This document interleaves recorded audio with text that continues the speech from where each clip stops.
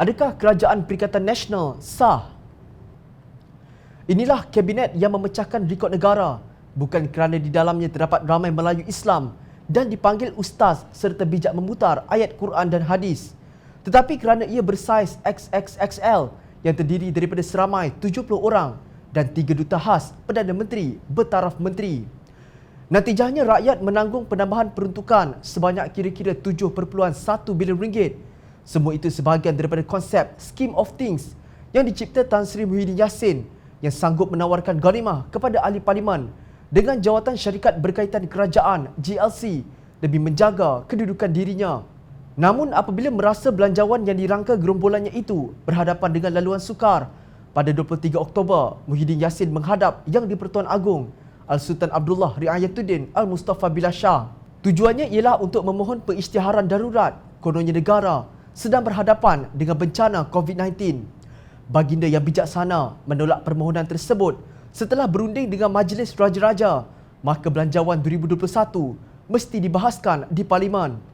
Senario Yang di-Pertuan Agong tidak mendengar nasihat Perdana Menteri tidak pernah berlaku di Malaysia.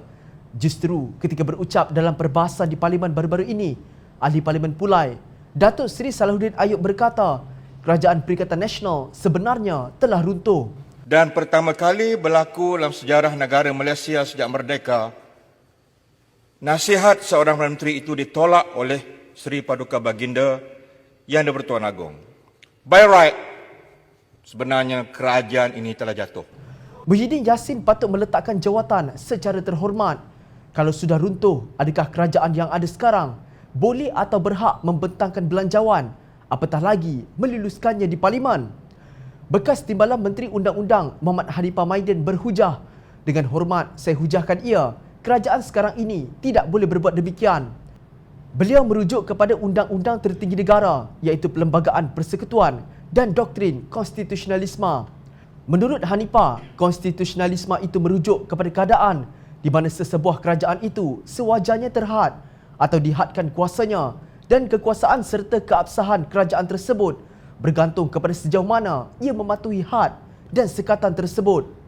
Justru dari kacamata perlembagaan, kerajaan pintu belakang, kerajaan yang tidak dapat mandat rakyat yang sewajarnya adalah terlalu asing jika dilihat dari prisma konstitusionalisme. Dengan lain perkataan, ia bukan sebuah kerajaan demokratik, lalu ia melanggar prinsip asas demokrasi, perlembagaan dan demokrasi parlimen. Maksud Hanifah hanya dengan memperoleh mandat rakyat melalui pilihan raya yang bebas dan adil. Kerajaan memiliki sepenuhnya keabsahan dan kuasa yang sah untuk berurusan dengan dana awam yang hakikatnya diamanahkan kepadanya. Dalam lenggok bahasa demokrasi dan perlembagaan, dana awam atau wang rakyat itu hendaklah hanya boleh dibelanjakan setelah suatu belanjawan tahunan yang proper dibentang dan diluluskan dengan secara sah di Parlimen. Namun Hanifah menegaskan pembentangan dan kelulusan belanjawan itu hanya sekadar fasa kedua. Untuk mencapai fasa kedua ini, kerajaan itu wajib terlebih dahulu melepasi fasa pertama. Maknanya kerajaan tersebut harus melepasi fasa pertama terlebih dahulu, iaitu kewujudannya yang sah diperolehi daripada mandat rakyat secara sah. Beliau menjelaskan tanpa mandat rakyat yang suci itu, isu pembentangan belanjawan apatah lagi isu meluluskannya tidak berbangkit sama sekali. Saya hujahkan belanjawan 2021 yang dibentangkan pada 6 November lalu adalah semutlaknya tidak sah dan melanggar perlembagaan. Dengan kata lain, kerajaan yang ada sekarang tidak ada kuasa untuk membentangkannya pada hari tersebut. Soal meluluskannya, hakikatnya tidak timbul pun, tegasnya.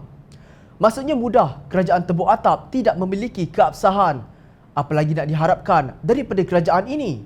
Rakyat minta keluarkan wang simpanan sendiri dalam kumpulan wang simpanan pekerja KWSP kerana terpaksa, itu pun berdolak dalih. Berhujah dengan memetik nama Nabi Yusuf AS sekalipun, sejarah akan tetap merekodkan Kerajaan Perikatan Nasional tidak sah. Noktah.